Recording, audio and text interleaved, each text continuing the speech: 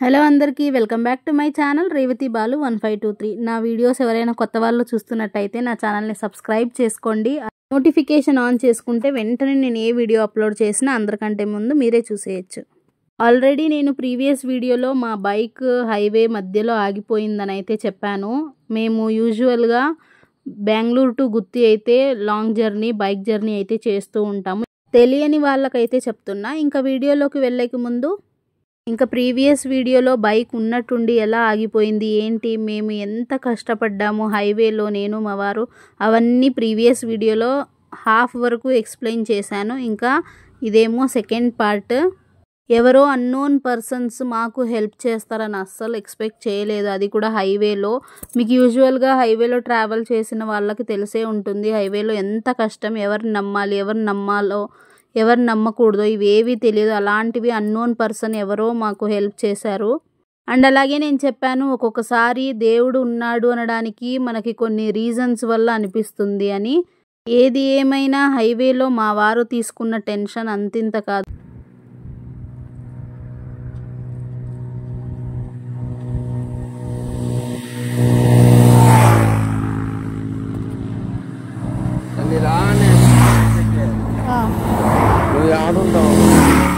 ఇంకా unknown person ఎవరినైనా మెకానిక్ని పంపిస్తాను అని మా వారికి చెప్తే మా వారు అంటే నన్ను వదిలి వెళ్ళలేక హైవేలో ఇంకా నేను రాను మీరే ఎవరినైనా పంపించండి అని అయితే చెప్పారు. వాళ్ళకి అన్నోన్ పర్సన్ వేరే వాళ్ళని పంపిస్తానని అయితే చెప్పారు. కొన్నిసార్లు మన లైఫ్లో అన్ఎక్స్పెక్టెడ్గా చాలా విషయాలు జరుగుతూ ఉంటాయి. అవన్నీ ఎలా ఫేస్ చేయాలి అన్నదే మెయిన్ క్వశ్చన్ అక్కడ. అలాంటి టైంలో మనకి డిఫరెంట్ థాట్స్ అయితే వస్తూ ఉంటాయి మైండ్లో. మా వారికి ఏమో ఫుల్ టెన్షన్, బైక్ ఇలా మధ్యలో ఆగిపోయింది, అది కూడా హైవేలో. నేను ఆల్రెడీ ప్రీవియస్ వీడియోలో కూడా చెప్పాను. ఆల్రెడీ మా ఊరు నుంచి బెంగళూరుకి నియర్లీ 1/2 కిలోమీటర్ అయితే వచ్చేసాము. 1/2 కిలోమీటర్ అంటే Bengaluru to Gooty almost 275-280 kilometres అయితే ఉంటాయి. ఆల్మోస్ట్ మేము హాఫ్ ఆఫ్ ద జర్నీ అయితే ట్రావెల్ చేశాను. ఇవన్నీ నేను ప్రీవియస్ వీడియోలో చెప్పాను. మళ్ళీ ఎందుకు చెప్తున్నానంటే కొత్త వాళ్ళు ఎవరైనా ఈ వీడియోని చూస్తే అర్థం అవ్వాలని అయితే చెప్తున్నాను. ఇంకా మెకానిక్ని అయితే పంపించారు అన్నోన్ పర్సన్ అయితే. నేను ప్రతిసారి అన్నోన్ పర్సన్ అని ఎందుకు అంటున్నాను అనేది ఈ వీడియోలో మెయిన్ రీజను. నేను లాస్ట్ వరకు అయితే ఈ వీడియో ఎండ్ వరకు అయితే చూడండి, మీకే అర్థమవుతుంది అప్పుడు. ఇంకా ఉన్నట్టుండి మా బైక్ ఎందుకు ఆగిపోయింది అదే మెయిన్ క్వశ్చన్ కదా. ఇప్పుడైతే తెలుస్తుంది ఈ వీడియోలో బైక్ ఎందుకు ఆగిపోయిందని. అండ్ మా వారైతే ప్రీవియస్ వీడియోలో నేను చెప్పాను ఎందుకు బైక్ ఆగిపోయి ఉండొచ్చు అని ఒక రీజన్ అయితే చెప్పారు. ఆ రీజన్ అందుకేనేమో అని అయితే మేము అనుకున్నాము. కానీ మెకానిక్ వచ్చే వరకు అయితే తెలియదు కదా. ఇప్పుడు మెకానిక్ పర్సన్ అంతా బైక్ చెక్ చేసిన తర్వాత పార్ట్స్ మొత్తం తీసిన తర్వాత తెలుస్తుంది ఆ రీజన్ ఏంటి అనేది, బైక్ ఉన్నట్టుండి ఆగిపోవడానికి రీజన్ ఏంటి అనేది. ఇప్పుడు మీరే ఈ వీడియోలో అయితే చూడండి.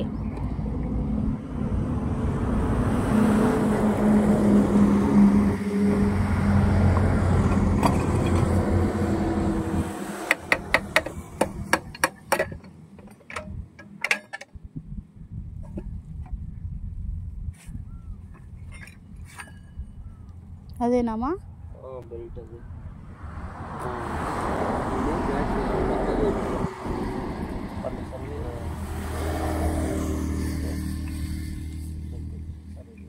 చూసారా, బైక్ అందుకే స్టక్ అయిపోయింది, అస్సలు మూవ్ అవ్వలేదు. రీజన్ ఏంటి అనేది మీరే ఇప్పుడు ఈ వీడియోలో చూస్తున్నారు కదా. టోటలీ బెల్ట్ మొత్తం పార్ట్ అయితే పీస్ అయిపోయింది. అంతలా ఫుల్ అంతా మొత్తం ఎక్కడ కూడా గ్యాప్ లేనంతగా కట్ అయిపోయింది. మెయిన్ ఇప్పుడు దీనికి బైక్కి కావాల్సింది బెల్ట్ కోసం ఎంత కష్టపడినామంటే అంత కష్టపడినాము. మెకానిక్ పర్సన్ రావడానికే మాకు నియర్లీ 1 అవర్ 1.5 అవర్ అంటే ఆల్మోస్ట్ 2 అవర్స్ అయితే పట్టింది. మార్నింగ్ మేము అంటే హైవేలో మాకి కనిపించినప్పుడు అన్నోన్ పర్సన్ చెప్పినప్పుడు వాళ్ళు అక్కడికి రావడానికే 45 మినిట్స్ లేదా 1 అవర్ అయితే పడుతుందని అన్నారు. ఇంకా ఇప్పుడు ఈయన అంతా చెక్ చేసిన తర్వాత మెకానిక్ అంతా చెక్ చేసిన తర్వాత ఇప్పుడు మేబీ ఆ బెల్ట్ తేవడానికి ఇంకెంతసేపు పడుతుందో తెలియదు.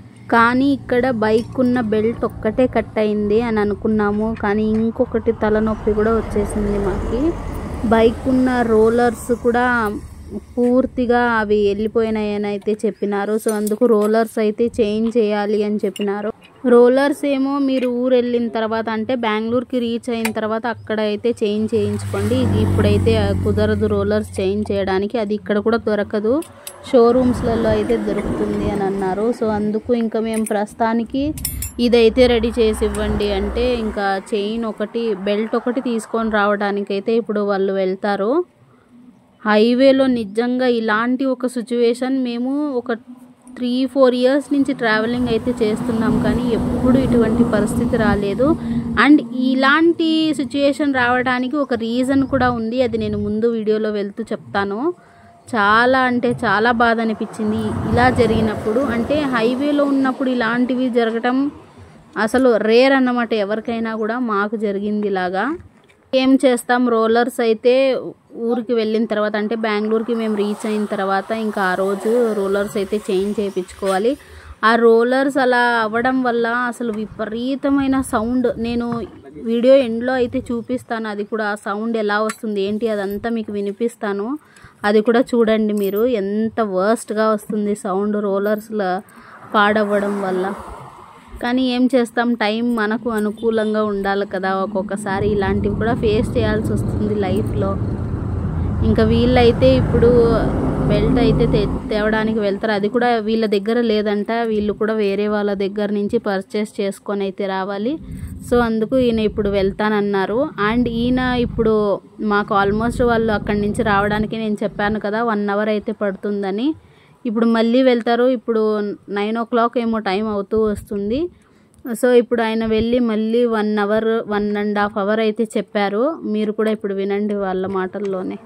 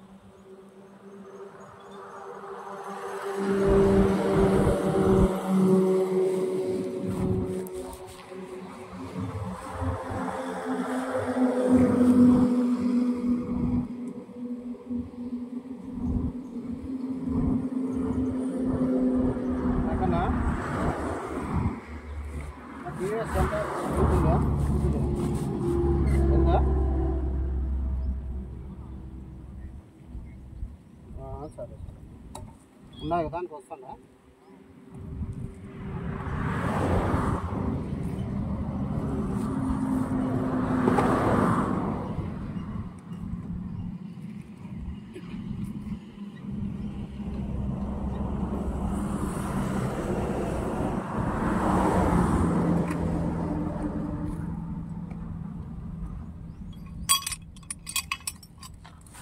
ఉన్నాక తీసుకోవచ్చు.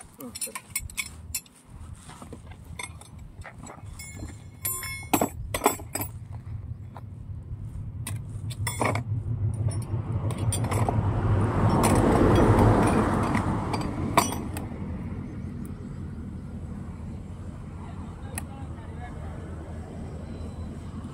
తొమ్మిది అవుతుంది ఏమో 10 అబద్ధిస్తాను 10:30కి పోయి తీసుకున్నాను.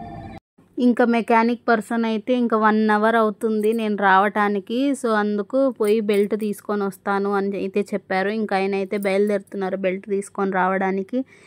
ఇంకా బైక్ ఇలా ఆగింది అని నేను ఇంట్లో వాళ్ళకైతే కాల్ చేసి ఇన్ఫామ్ కూడా చేసేసాను. ఆల్రెడీ కాల్స్ మీద కాల్స్ వస్తూనే ఉన్నాయి. అంటే హైవేలో ఉన్నాం కాబట్టి ఎలా ఉన్నారు ఏంటి, ఇంకా మేము బ్రేక్ఫాస్ట్ కూడా చేయలేదు. అంత టెన్షన్లో అసలు ఎలా తినబుద్ధి అవుతుంది మీరే చెప్పండి. ఇంకా ఇంటి నుంచి కంటిన్యూస్గా కాల్స్ ఒకరి తర్వాత ఒకరు ఫ్యామిలీ మెంబర్స్ అందరూ కాల్ చేస్తూనే ఉన్నారు. ఎలా ఉన్నారు ఏంటి, ఎక్కడున్నారు, ఎలాంటి సిచ్యువేషన్ అని. ప్రతి ఒక్కరు కాల్ చేసి అడుగుతూ ఉన్నారు ఎలా ఉన్నారు ఏంటి అనేది. సార్ వస్తున్నారా సార్? అవునా సార్, అది ఇంజిన్ ఆయిల్ చెక్ చేశారా సార్? అవునా, తీసుకున్నాను సార్, చూస్తాము. అది ఏమన్నా డ్రై ఏంటి వేస్తాము సార్. సరే సార్, సరే సార్, ఓకే సార్. ధర్మవరం పెనుగొండకు మధ్యలో ఉన్నాము.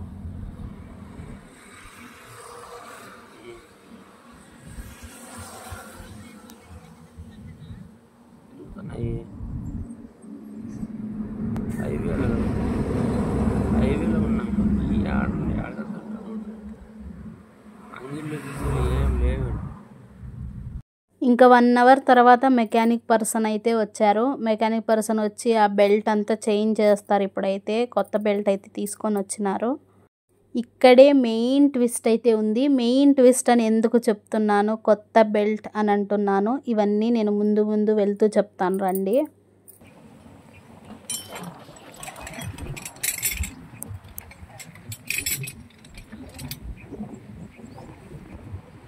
ఇంకా ఫస్ట్ అయితే బెల్ట్ చేంజ్ చేయకముందు ఇంజిన్ ఆయిల్ అయితే చెక్ చేస్తారు.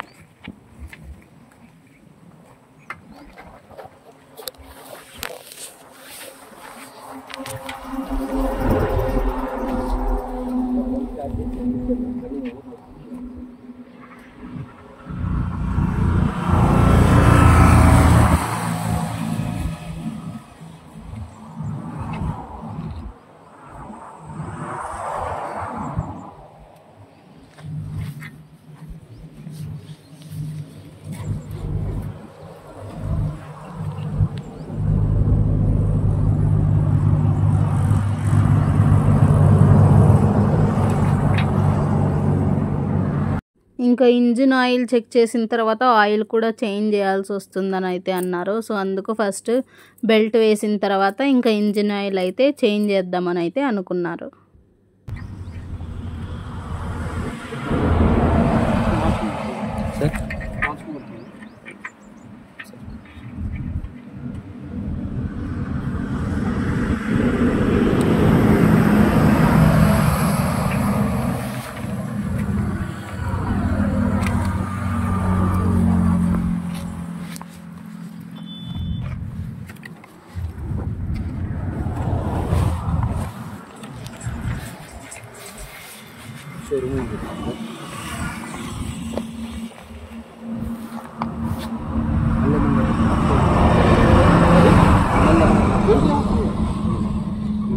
ఏం చిన్నలేంది రేపు 1 ఇయర్ పైన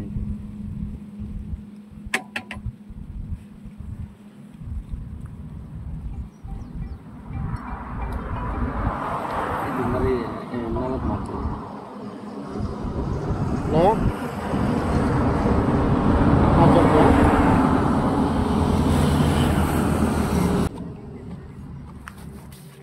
కడతాలేక ఈ వారం, ఈ నెల లాస్ట్ వీక్లో అంటే 3000 ఉన్నాయి, కట్టేస్తాను.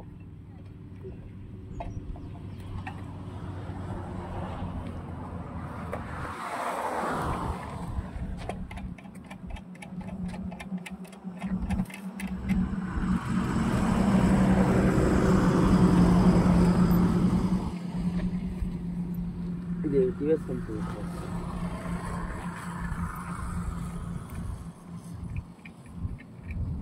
మేము ఉన్న టెన్షన్లో వాళ్ళు వచ్చి బెల్ట్ వేస్తే చాలు అనేంత ఉన్నాం. కానీ మేమున్న బిజీ అంటే టెన్షన్, చాలా టెన్షన్ కదా, ఇట్లా హైవే మధ్యలో ఆగిపోతే బైక్. సో అందుకు మేమున్న టెన్షన్లో అది బెల్ట్ ఏ కంపెనీ ఏంటి అసలు ఏమీ చూసుకోలేదు మేము. ఆయన వచ్చారు అంటే బాక్స్ చూపించారు, ఫిట్ చేశారు అంతే. కానీ అసలు అది ఏంటి, అది సెకండ్సా లేదంటే ఎక్కడి నుంచి తెచ్చారు, కంపెనీ బెల్టా, ఏమీ తెలియదు అసలు మాకి.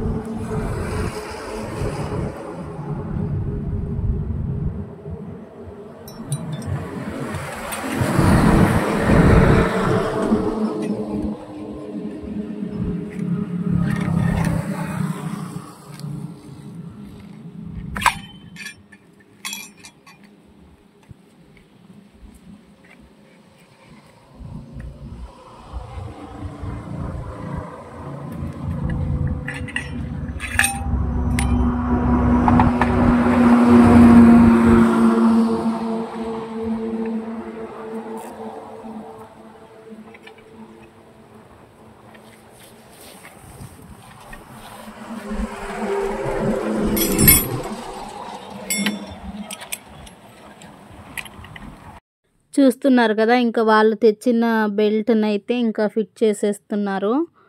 నేను ఇక్కడ వీళ్ళు ఎందుకు కొత్తది తెచ్చినారా లేదా సెకండ్స్లో తెచ్చినారా ఎందుకు ఇలా చెప్తున్నాను అంటే, మేము ఇదంతా అయిన తర్వాత బెంగళూరుకి రీచ్ అయిన తర్వాత తెలిసింది వాళ్ళు ఎటువంటి బెల్ట్ వేశారు అని. మేము బెంగళూరుకి వచ్చిన రోజే సర్వీస్కి ఇద్దాం అనుకుంటే, లేదు రేపు తీసుకొని రండి, ఈరోజు సర్వీస్ చేయడానికి కుదరదు ఇప్పటికిప్పుడు అని అన్నారు. సో అందుకు మేము నెక్స్ట్ డే అయితే బైక్ని సర్వీస్కి అయితే ఇచ్చాము.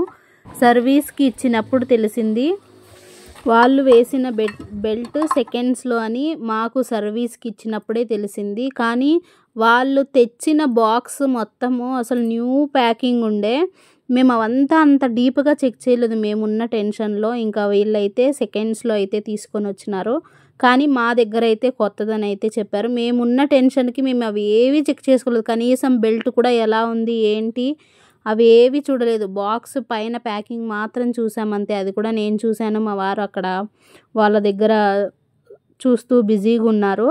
సో ఇంకా వాళ్ళు ఏది అడిగినారో అంటే ఒరిజినల్ ప్రైస్కి అయితే అడిగినారు. ఇంకా మేము తప్పదు, మాకు ఇంకా ఇవ్వాల్సి వచ్చింది. సో అందుకు ఇంకా మేము ఒరిజినల్ ప్రైస్ ఎంత అవుతుంది ఆ బెల్ట్కి ఇంకా అంతే అమౌంట్ పే చేసాము. అది కూడా నేను లాస్ట్లో చెప్తాను ఎంత అమౌంట్ టోటల్ వాళ్ళకి ఎంత అమౌంట్ పే చేసాము అని.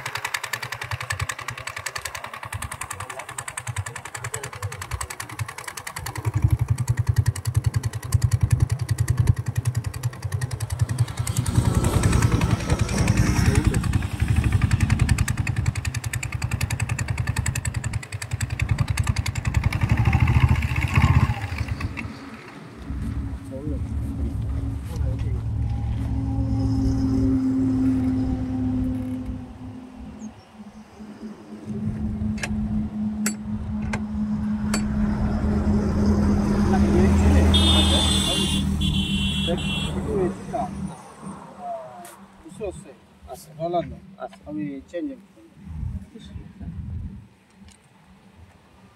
ఎంత అవుతుంది సార్? 350 ఉంటాయి. లాంగ్ జర్నీ అಲ್ವಾ, ಏನು ಪ್ರಾಬ್ಲಮ್ ಆಗಲ್ವಾ? ఇప్పుడైతే ట్రబుల్ ఏమి ఉండదు.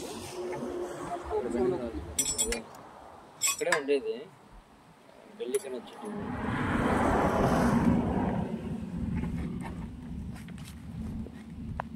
విన్నారా, రోలర్స్ అయితే చేంజ్ చేయించుకోవాలి అని అన్నారు.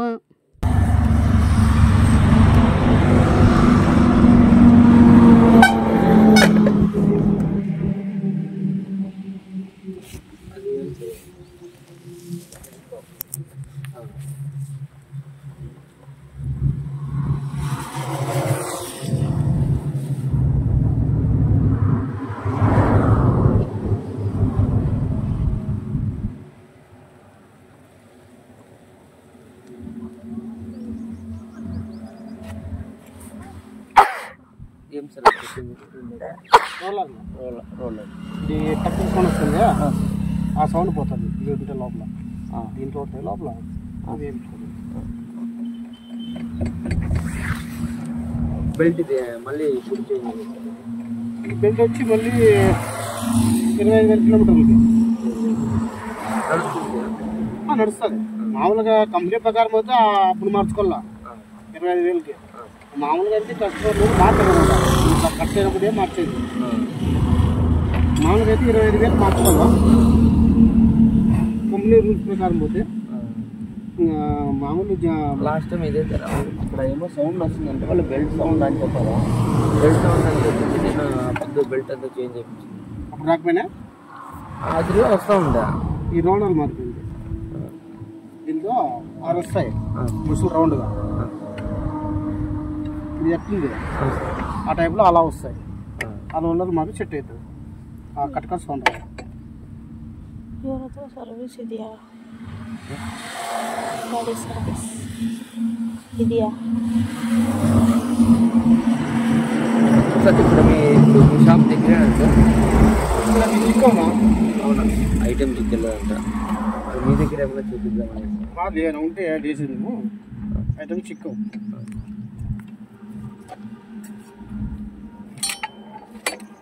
అంటే పోతే యాడ్ నేర్పించుకుంటే హిందూపూర్ ఇట్లా టౌన్ లేకపోతే టౌన్లో వెళ్ళే హైవేలో పోతాను. అంటే అక్కడ పోయినాక కర్ణాటక ఎంట్రెన్స్ యాడ్ నేర్పించుకోండి. అంటే ఇప్పుడు ఏం వేయలేదు కదా మనకి. అయితే ఏమి కాదు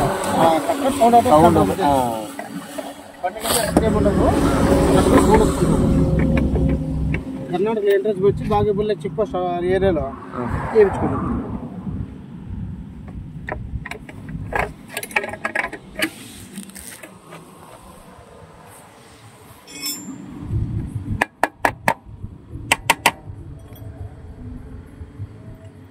ఇంకా నేను చెప్పాను కదా రోలర్స్ అయితే పోయినాయి, అవైతే పర్లేదు, మీరు ఇప్పుడు జర్నీ చేసినా కూడా ఒకవేళ మీరు బెంగళూరుకి రీచ్ అయిన తర్వాత అయినా కూడా వేయించుకోండి అని అయితే అన్నారు. దానికైతే ఏం ప్రాబ్లం లేదు అని అన్నారు. రోలర్స్ పోయి ఉన్నాయని అన్నప్పుడు మాకు ఇంకొక టెన్షన్ మొదలైపోయింది. అయ్యో మళ్ళీ దాన్ని ఎక్కడి నుంచి తీసుకొని రావాలి అని, వీళ్ళ దగ్గర వేరే అవైలబుల్ లేదు అది అని అయితే అంటున్నారు. సో అందుకు అదైతే ఏం ప్రాబ్లం లేదు, మీరు ఊరికి రీచ్ అయిన తర్వాత వేసుకోవచ్చు. కానీ సౌండ్ అయితే విపరీతంగా వస్తుంది మీరు ట్రావెలింగ్లో స్టార్టింగ్లో మాత్రం, అంటే బైక్ స్టార్ట్ చేసినప్పుడు మాత్రం సౌండ్ కొద్దిగా హార్డ్గా వస్తుంది అని అయితే అన్నారు. ఆ సౌండ్ కూడా నేను మీకు వినిపిస్తాను, బండి స్టార్ట్ అయిన తర్వాత మీకే వినిపిస్తాను, అప్పుడు మీరే వినండి. మీలో ఎవరైనా మన సబ్స్క్రైబర్స్ కానీ ఎవరైనా కూడా ఇలాంటి సిచ్యుయేషన్ ఎదురైనారా చెప్పండి, కామెంట్ చేయండి ఖచ్చితంగా. నాకు తెలిసి ఇలాంటి సిచ్యుయేషన్ ఎవ్వరికి రాకూడదని అయితే నేను అనుకుంటాను. ఎందుకంటే మేము ఫేస్ చేసినది అంతింత కాదు హైవేలో. సో అందుకే ఏదైనా కూడా ముందు జాగ్రత్తగా చూసుకోవాలి. బైక్ ఇలా ఇంతలా బెల్ట్ కట్ అవ్వడానికి రీజన్ కూడా ఉందని అయితే చెప్పాను కదా. రీజన్ ఏంటి అంటే ఆల్రెడీ మేము బెంగళూరు టు గుత్తి ఆల్రెడీ మేము ట్రావెల్ చేసాము. అంటే 1 మంత్ ముందే నేనైతే గుత్తికి అయితే వచ్చేసాను. 1 మంత్ ముందు పెళ్లి కోసమని, ఆడపడుచు పెళ్లి కోసమని గుత్తికైతే బెంగళూరు టు గుత్తి బైక్ జర్నీలోనే వచ్చాము. గుత్తి నుంచి స్టార్ట్ అయింది. ప్రతి ఒక్క దానికి ట్రావెలింగ్కి బైక్లోనే వెళ్ళాల్సి వచ్చింది. ప్రతి ఒక్కటికి చివరికి పత్రికలు పంచడానికి కూడా మేము బైక్లోనే ట్రావెల్ చేసినాము.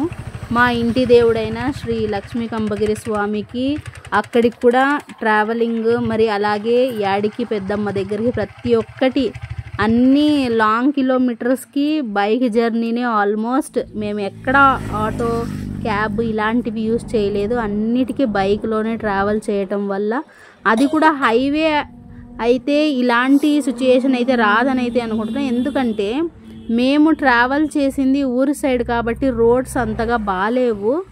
ఎక్కడ చూసినా గతుకులు, అసలు రోడ్స్ అస్సలు బాగాలేవు. ఆ రోడ్స్ అంత ఇది అవ్వటం వల్లే, అది కాకుండా ఇంత జర్నీ మీద జర్నీ అసలు బైక్కి రెస్ట్ అనేదే లేదు. అందువల్లే మేబీ బెల్ట్ కట్ అయ్యి ఉండొచ్చు అని మా వారైతే అన్నారు. ఎందుకంటే ఇంత లాంగ్ జర్నీ, మేము ఆల్రెడీ చేసేదే లాంగ్ జర్నీ, అందులో కూడా ఇంకా పత్రికలు పంచడానికి ప్రతి ఒక్కదానికి బైకే వాడినాము. ఇప్పుడైతే ఫస్ట్ సౌండ్ అయితే వినండి.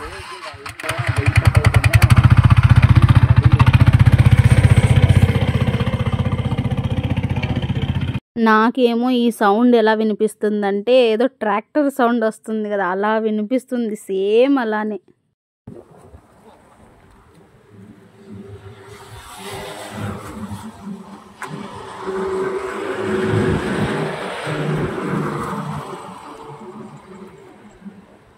ఇంకా బైక్ బెల్ట్ అంతా వేసిన తర్వాత బైక్ ఒక రౌండ్ అయితే తీసుకొని వెళ్ళొచ్చారు. అంతా చెకింగ్ అయితే చేశారు. సౌండ్ ఒకటి వస్తుంది, ఇంకంతా బాగానే ఉంది. ఇంక ఇప్పుడు ఇంజిన్ ఆయిల్ అయితే చేంజ్ చేసేయాలి అని అన్నారు. సో అందుకు ఇంజిన్ ఆయిల్ అయితే చేంజ్ చేస్తూ ఉన్నారు ఇప్పుడు. ఇంకా ఇప్పటికే లాస్ట్, ఇంకా అసలు మేము బైక్లోనే అసలు జర్నీనే చేయకూడదు అని అయితే అనుకున్నాము. ఇంకా ఫ్యూచర్లో కూడా అసలు బైక్లోనే అసలు వెళ్ళకూడదు అని అయితే అనుకున్నాము. ఇంకా అంతలా బైక్ మమ్మల్ని భయపెట్టేసింది హైవేలో.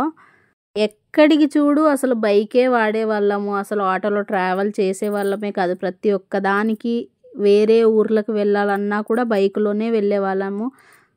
అందుకే బైక్‌ని మేము ఇలా చేసుకున్నాం. మా చేతులారా మేమే చేసుకున్నాము అని అంటారు కదా! అలా మా బైక్ మేమే ఇది చేసుకున్నాము. అండ్ ఇక్కడ మీరు సైలెన్సర్ దగ్గర చూసినట్టయితే అంత కాలుంది. ఆ కాలున్న దానికి రీజన్ కూడా నేనే. అది నేను నెక్స్ట్ సెపరేట్ వీడియో అయితే పెడతాను. అది ఎందుకు సైలెన్సర్ ఇలా కాలిపోయింది అని. దానికోసం అయితే మా వారు నన్ను అన్న మాటలు అంతింత కాదు. అంటే తిట్టలేదు కానీ అన్నారు, జాగ్రత్తగా ఉండాలి కదా అలా ఇలా అని. ట్రావెలింగ్ చేసే టైంలో అది కూడా కాలింది. ఎలాగో నాకైతే ఏమీ అవ్వలేదు. అదే హ్యాపీ మా వారికి. కానీ నేను దాని గురించి అయితే ముందు వీడియోస్లో అప్లోడ్ చేస్తాను, మీరే చూద్దురు. అది సైలెన్సర్ ఎందుకు అక్కడ అలా కాలింది అని. తెలియకుండా అన్ఎక్స్పెక్టెడ్గా కాలింది. అది కూడా నా వల్లనే అని చెప్తున్నాను కదా, అది కూడా నా వల్లనే. మా వారైతే భయపడినారు, నాకేమన్నా అవుతుందేమో, నాకేమన్నా అయ్యిందేమో అని. అంతేకాని నన్నైతే ఏం అనలేదు. ఇంకా ఇంజిన్ ఆయిల్ అయితే చేంజ్ చేస్తున్నారు. ఇంజిన్ ఆయిల్ చేంజ్ అయిన తర్వాత ఇంకా రిటర్న్ ఇంకా బెంగళూరుకి అయితే రీచ్ అయిపోవాలి ఇప్పుడు మేము. కానీ మేము ప్రతిసారి వెళ్ళినప్పుడు ఎవ్రీ 50 కిలోమీటర్స్, ఎవ్రీ 100 కిలోమీటర్స్కి రెస్ట్ తీసుకుంటా ఉంటుంది. కానీ ఇప్పుడు మేము ఆల్మోస్ట్ ఇక్కడికి గుత్తికి ఆల్మోస్ట్ 1 మంత్ అవ్వింది కదా మేము వచ్చి. నాకు ఇక్కడ వర్క్, మా వారికి వర్క్ అన్నీ అలా పెండింగ్స్ ఉండిపోవటం వల్ల మేము తొందరగా ఊరికి వెళ్ళిపోవాలి, తొందరగా బెంగళూరుకి రీచ్ అయిపోవాలి అనే ఇంటెన్షన్తో మేమైతే ఫాస్ట్గా, అంటే ఎక్కడ గ్యాప్ లేకుండా అక్కడక్కడ ఇచ్చాము. కానీ లాంగ్ గ్యాప్ అయితే ఇవ్వలేదు. అలా వచ్చేసాము.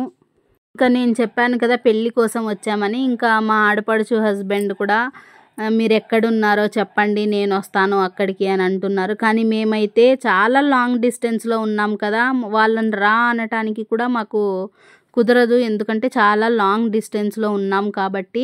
ఇంకా మేమైతే ఎవరిని అక్కడికి రావద్దండి, అందరూ మేము అంటే బ్రేక్ఫాస్ట్ కూడా చేయలేదు కదా, బ్రేక్ఫాస్ట్ తీసుకొని వస్తాము అని మా ఆడపడుచు హస్బెండ్. సో అందుకు ఏమీ వద్దు, మేము సేఫ్గా అయితే ఇంటికి వెళ్తామని అందరికీ ధైర్యం అయితే చెప్పాము.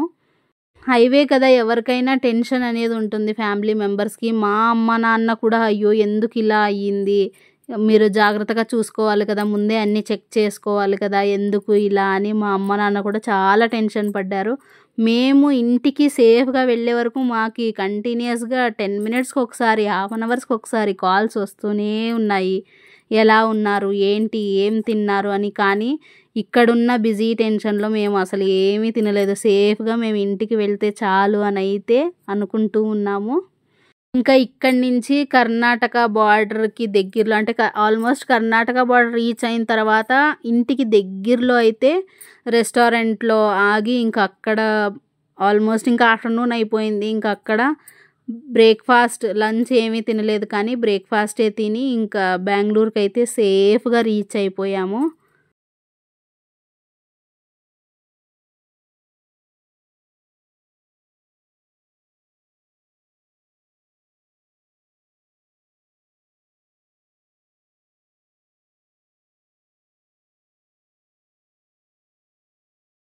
ఇంకా మేమేమో ఇంటి దగ్గర బైక్ అయితే పార్కింగ్ చేసినప్పుడు పిల్లలు కొంచెం అక్కడక్కడ కొంచెం స్క్రాచెస్, అలాగే కొన్ని డ్యామేజెస్ అయితే చేశారు. అవి అయితే చాలా బాధ అనిపించింది. ఎందుకన్నా బైక్ ఇక్కడ నిలబెట్టామో, ఇంటి దగ్గర పార్క్ చేసామో అని అనిపించింది. అంతలా అసలు ముందరైతే హ్యాండిల్ దగ్గర కొద్దిగా ఏదో కట్ అయిపోయింది. అలాగే కొంచెం ఎయిర్ బటన్ ఉంటుంది కదా పంచర్కి సంబంధించింది, అదంతా కొద్దిగా ఓపెన్ అయిపోయింది. కొన్ని అసలు బండి అసలు సరిగ్గానే లేదు. అసలు పిల్లలు బైక్ మీద ఎక్కి, పిల్లలు కదా వాళ్ళకి ఏమీ తెలియదు, అవి ఇవి అన్నీ తీసేస్తూ, అలాగే బైక్ను కూడా చాలా వరకు స్క్రాచెస్ అయితే చేసినారు.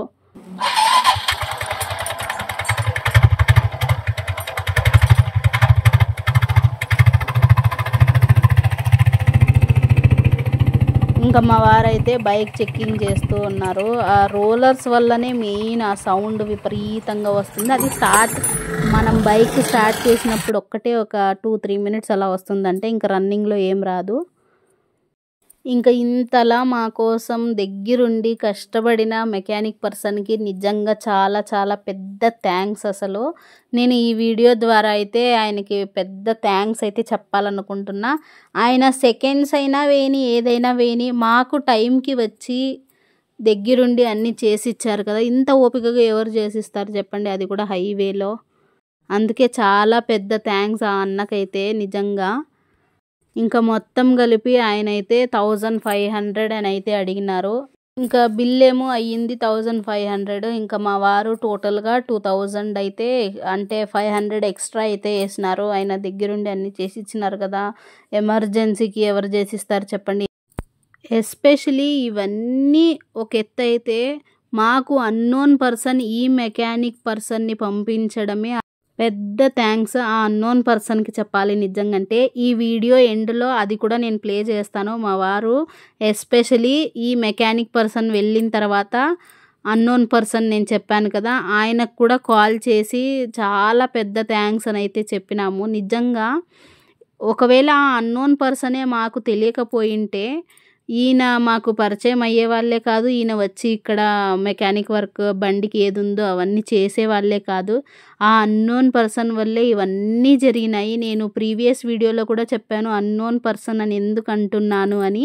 మెయిన్ రీజన్ ఇదే. ఆ అన్నోన్ పర్సన్ వల్లనే మాకు అంతా మంచి జరిగింది. మనం అనుకుంటాము హైవేలో ఉన్నప్పుడు ఒక్కొక్కసారి మనకు అనిపిస్తూ ఉంటుంది కదా, ఎవరిని నమ్మాలి ఎవరిని నమ్మకూడదు అని. అలాంటి టైంలో ఏవేవో థాట్స్ వస్తూ ఉంటాయి. మనం ఉన్న టెన్షన్ అలాంటిది హైవేలో. ఇంకా ఆయనకి ఎక్స్ట్రా అమౌంట్ చేసిన తర్వాత మా వారు మళ్ళీ అడుగుతారు ఇంకా ఏమైనా ఇవ్వాలా అని. ఆయన ఏం పర్వాలేదు అంతే చాలు అని అయితే అన్నారు. ఇంక ఇప్పుడేమో మా వారు ఆయన మెకానిక్ పర్సన్ వచ్చి అంతా రెడీ చేసి వెళ్ళిపోయిన తర్వాత ఇంకా వాళ్ళకి కాల్ చేసి చాలా పెద్ద థ్యాంక్స్, మీ వల్లనే మాకు అంత మంచి జరిగింది, మెకానిక్ పర్సన్ రావటము ఈ వర్క్ అంతా జరగటము చాలా థ్యాంక్స్ అని ఆ అన్నోన్ పర్సన్కి కాల్ చేసి థ్యాంక్స్ అని అయితే చెప్తూ ఉన్నారు. ఒకసారి మీకు ఫోన్ చేస్తాను. చాలా థ్యాంక్స్ సార్. చాలా చాలా థ్యాంక్స్ సార్. భోజనం అయిందా సార్? ఇంకా లేదు సార్, అదే ఇప్పుడు ఎక్కడైనా తినాలి సార్. టిఫిన్ కూడా తినలేదు సార్ ఇంకా.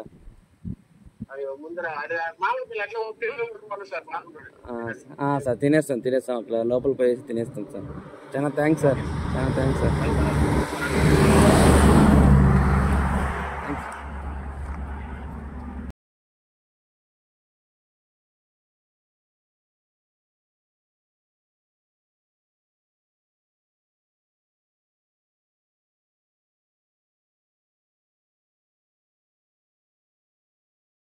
ఇప్పటి వరకు చాలా ఓపికగా లాంగ్ వీడియో మొత్తం చూసినందుకు సబ్స్క్రైబర్స్ అందరికీ చాలా పెద్ద థ్యాంక్స్.